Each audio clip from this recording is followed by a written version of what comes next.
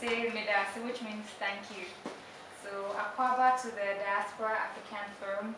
This is the first and only diplomatic mission in the world dedicated to diaspora issues, and every single thing that we do here is to make sure that we encourage diaspora participation in the development of Africa. So what brings you here?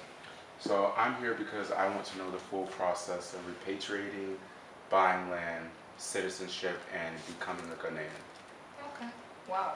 That's a whole lot in one, and I don't know where to start and how to go about it, but I'll do my best. So in terms of, repatriating, one of the things you always need to know, and one of the things that Ambassador Erica Bennett, who is the founder and head of mission for this place, she has actually been in Ghana for 25 years.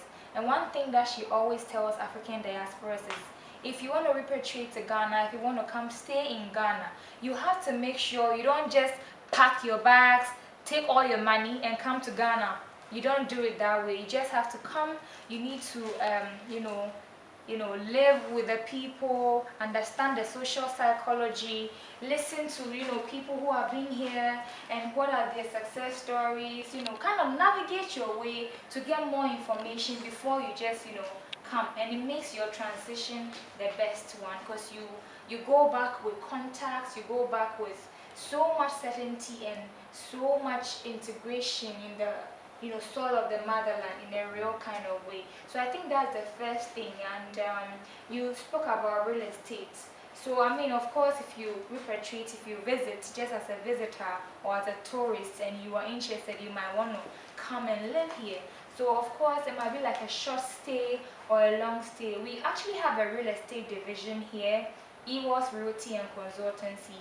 They take care of like those who want to buy a land, those who want to like buy a house, those who want to even rent an apartment, because every single thing we do here is to make sure you have the best experience and you are connected and linked with the best and the right people, so you have the best experience. So I think, yeah. So I don't have to do everything myself? Yes. Or I have to do some things, but there is still some measures in place to help. Yes. So if you come to Ghana and you want to like live here and all of that, there are always ways of doing things on your own, and there are ways of doing things with an organization this is an embassy. So I would actually let you know that dealing with the embassy or dealing with an organization is the best way if, let's say, you don't really have a reliable person to actually facilitate everything for you here in Ghana. The best way is to have, an organization or, the Diaspora African Forum helping you navigate your way. So, because for instance, let's say you want to buy a land, you want to purchase a land, Kojo would tell you, oh yeah, you want to buy a land, I know somebody. They take you to maybe the village, you see the land and all of that, and you might like it and it might be like great. But how will you know when buying a land? You need to first do a search. How will you know how an indenture really looks like? So the Kojo might not really be wanting to dupe you of your money, but because maybe Kojo might also not be knowledgeable, doesn't have the skills, they might actually link you to whoever is available to say they have a land, and then you buy, and maybe tomorrow you might not really find the person. And there are good and bads in everywhere. Ghana is the best place, I would say, but finding yourself in the right hands is the good thing. So as I was saying, going your way. But let's say if you have a real estate agency, I would say, if the Diaspora African Forum is doing it for you through EWOS Realty and Consultancy, all the process that has to do with you going to look for the land yourself, getting your own surveyor, waiting for the indenture, doing the land title, going to the lands commission, all of those, you kind of like take yourself from all of those kind of process and then still learn about the process, but have things in a very feasible way for you. I see. So what about the cost associated? Because eventually, of course, you buy the land, and I'm curious, what is the cost, besides the land, of maybe a range of what land might cost, but then what fees or bribes? No, there are no bribes, actually. I would not want to say bribe. if you are in the right hands, you don't really pay. You don't pay bribe. Most of the time, what you are likely to find yourself in terms of, let's say, the normal process of payment, which is might take a long time, and the expedited. So the expedited is the competitive advantage that an organization can give you. So it makes you get things in an expedited way, and it's not like a bribe. It's actually like service fee. Because even if you go to the offices themselves and you want to expedite it, there's always a fee higher. So that's the thing. And I would not want to stand here and tell you maybe a land costs 50 pesos or a land costs 1,000 cedis or whatever. When it comes to lands, all right, a whole lot come into play. If we have farmlands are relatively cheaper, but even with that, depending on the location, gone are the days where places like in Sawom in the eastern region used to be a place where people buy farmlands and all of that. But now it's not so. Why? Because Accra is packed. Accra is full. Residency is at its rampage here. So now people who are purchasing land for residents are now moving to Insawam. So Insawam, that first of all used to be a farmland, is no more. So that means that somebody that purchased farmland in Insawam in a very cheaper fee, you go today, it might be higher. You understand? And then also there are prime locations. For instance, a place like Ebri. Oh, I'm sorry. Ebri is now like, I call it cocaine land, because everyone is rushing and the lands are in dollars, and I'm like, oof, that's just too much. Like, that's a whole lot and all of that. And then also lands. So depending on the location, residential lands are very expensive. And farmlands are not really expensive, but it depends. But can you build a house on a farmland? No. You It's can't build, it's farmland. So what people do, you know, the EWAS Realty and Consultancy will take you through all of that. You can't really build a residency on the farmland unless for some number of years. Because in your indenture there will be, but you have to use it for farmlands. But you know, there's no strict kind of regulation that may come and fight you. The only thing is, if it is used for something like very industrial and it's like, you know, a very high economic, that's when you might have, you know. So because of the weak regulation in terms of people buying cheaper farmland and using it for residential land tomorrow, and there's nothing coming to stop you, the owners of the land nowadays try to make it higher, because they so that they don't feel like they lost, if you know. But EWAS Realty and Consultancy will give you more information regarding navigating your way in Ghana in terms of real estate. And mostly there are a lot of wahala, as the Nigerian man will say. That has to, wahala is like trouble. There's a lot of trouble that comes with, you know, trying to maybe do things on your own, and not like the right hands is what you actually do need. You understand? Because here is very good, it's great, it's perfect. I love Ghana. I'm a Pan-Africanist and I'm very patriotic about this country. The only thing is, you know, whenever you are desperate, out of desperation to get something, people will always meet you with something. And at the end of the day, you know, desperation meeting desperation doesn't help. You have the money, somebody doesn't have the money, and so they want the money, you want the land. So now that clash of desperation doesn't help. So if you have like a real estate, you know, taking care of you, or a very reputable, credible, you know, people, you get the best, I would say. So what about financing? Is that you guys, like the agency, you can finance with a bank, or do most people pay cash, or what does that look like? Okay, so I think with the financing on real estate and all of that, I will leave that for EWAS Realty and Consultancy to talk about that. You know, I am not going to say something that might be really contradictory, but it depends, you know, on the kind of transaction that is being done. Real estate is very vast, so it depends on what exactly it is that you are actually, you know, intending to purchase or do. That would actually, you know, but I think internally the mortgage system is not really that prominent here. So you basically need to have you have to really, okay, but it depends, you know, as I was saying, sometimes you might be put on a payment plan. Right. It depends. So, It depends. what?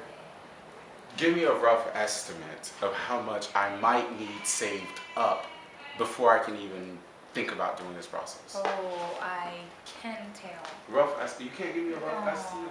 I really cannot tell, because a lot of factors come to play. I don't know your lifestyle and where you might want to be.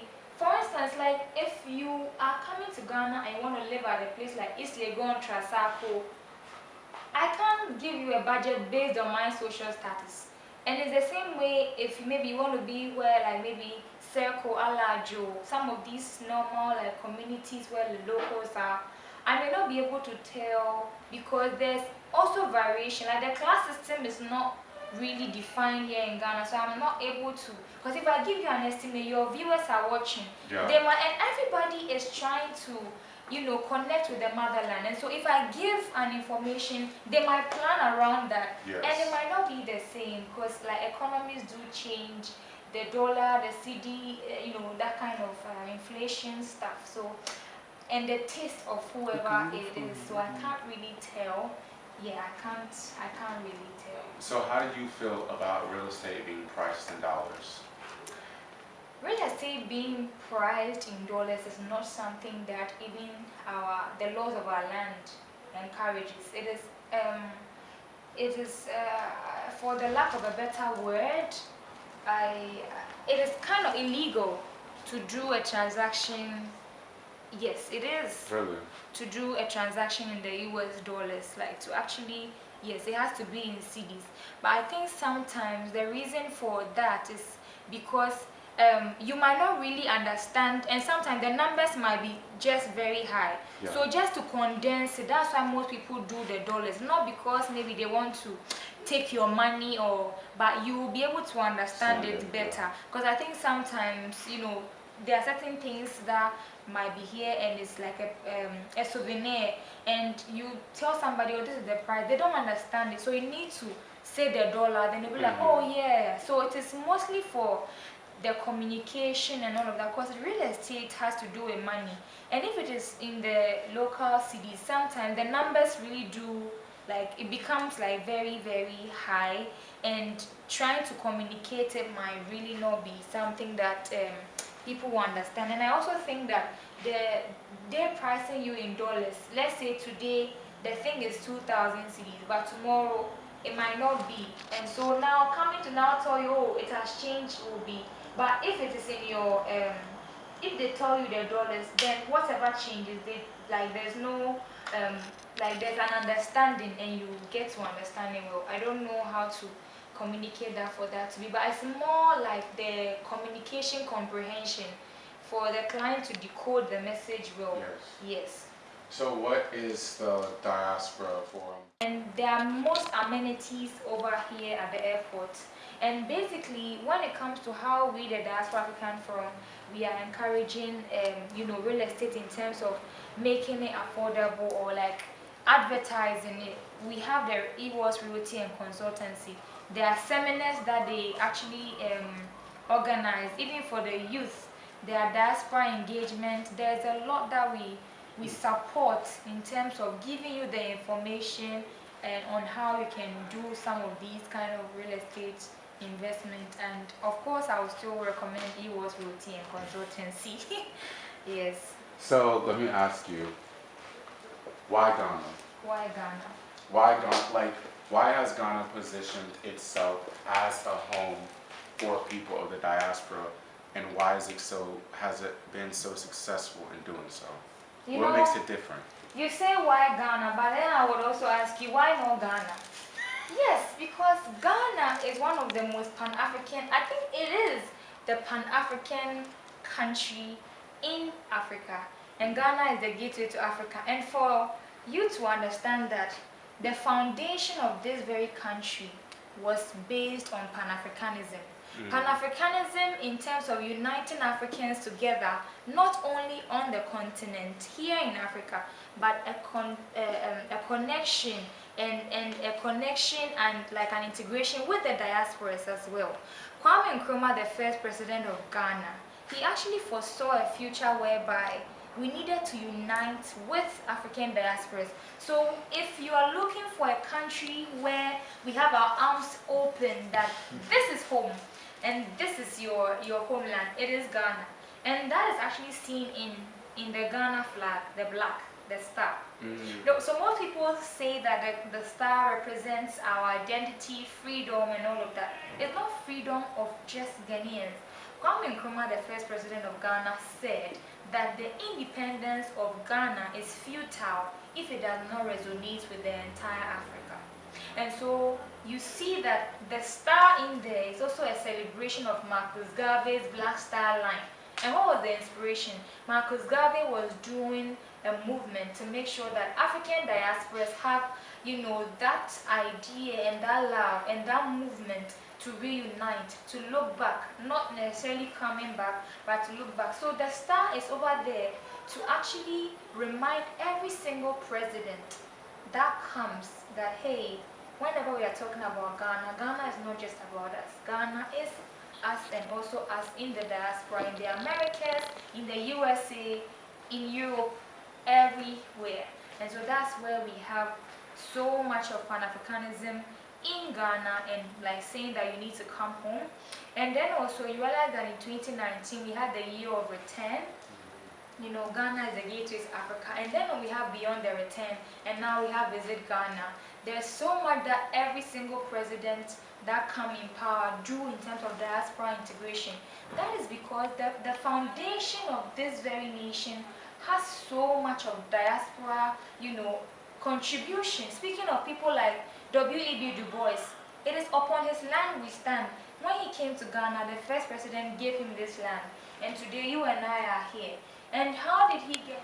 Ghanaians are very, very much excited about having you come home. And you know, whenever the storytelling of our people is being told, we only talk about the trauma that happened in the Suriname, in the Barbados, in the US, the Tulsa massacre, and all of that. But what about the trauma that was left here in Ghana? What about that mother that was with the son in the farm? The son was being taken away, and you know, what about that brother, you know, whose brother was taken away from him all the way in the north, taken all the way to the Cape Coast area? There's so much trauma that was left here as well. And although the colonizers put education here to make us forget who you are, our intrinsic spirit as a people does not lie. So that's why whenever you step out of the plane, I don't know for you, but for most people, when they step out of, they you know, just a land, they just feel like, Yes. This is home. You know, there is an awakening, and the people here, we do love you. We do love you because we understand that you are us. You are not like us, you are us. And we miss you so much. It's been like 400 years plus. And we need to unite because that's where our power lies. You know, we have to mend the broken relationship. That's what repatriation is. You know, reparation. Reparation is not about money. Reparation is mending the broken relationship. Reparation is looking into your eyes and saying, Akwaba. Reparation is letting you know that Sankofa is, you know, an inspiration of coming back. Reparation is letting you know that there's a crown that was stolen and taken away from you. Reparation is letting you know your name that was stolen and taken away from you. And the fact that you need to take that identity back. You need to own that, and you need to understand that you're royal. And I would always want to say, the Asantis will say, Otekokoso Nana, that says, grandchild of he that sits on the golden stool. So you are a grandchild of he that sits on the golden stool, although there are other, you know, tribes and clans in Ghana and all of that. Ghana collectively was called the Gold Coast, so that's royalty. So much gold. Gold is a symbol of royalty. You can see all of the art over here that actually embodies those kind of philosophies. And so yes, we do want you to come home, and we are excited for you to come home on the reparations initiative, whereby, you know, the process is like an interview. You submit a criminal or police report just to know your like record in terms of like criminologies and all of that. Basically, it's not something that is like rigid of a thing, and it is more on the fact that our founding fathers foresaw a future where we unite, and so that's one of the initiatives to mend the broken relationship. So basically, the government haven't come out to say that maybe this year or this day or this month, but what we do is to make sure we have your details, and then when it is time, we inform you, and if you're interested. And it's not, you don't have to pay for the... Would I have to come to Ghana for it? You would have to come to Ghana, but it's not a citizenship that you have to pay for. Yeah. Okay. Yeah, most welcome. Do you know how many black people, I guess Americans particularly, have repatriated in total? And do they live? Yeah, in its thousands. Because even the last citizenship was like a bunch of people. We had the 524, then we had the 200, we have the 100. And that same year earlier, there had been other, citizenship initiatives and all of that. So in terms of the numbers, it's a lot. There's like the African American Association of Ghana, the Caribbean Association. Most of, there are people doing so much to make sure there's a community here in Ghana for African diasporas. Pram has a lot of people, Ebri has a lot of people, there's a lot. Are there typical parts of Accra or Ghana that they choose to reside in? Okay, so yeah, as I was saying, the Pram area, the Cape Coast, in Accra, I think the prime communities like the cantonment, the Ridge, the airport city, as you mentioned earlier, Chado. I mean, it depends. Chad, okay. Chado. And then also some people, depending on their preference, they would like to be mixed with the locals, so they'll find themselves in communities that has locals. And those are not like the prime location, but they're still in Accra. I see. Yeah. Okay. Thank you, Charity. You're most welcome. You will see me again. Sure. Next time, hopefully at the passport ceremony. Okay, do you have a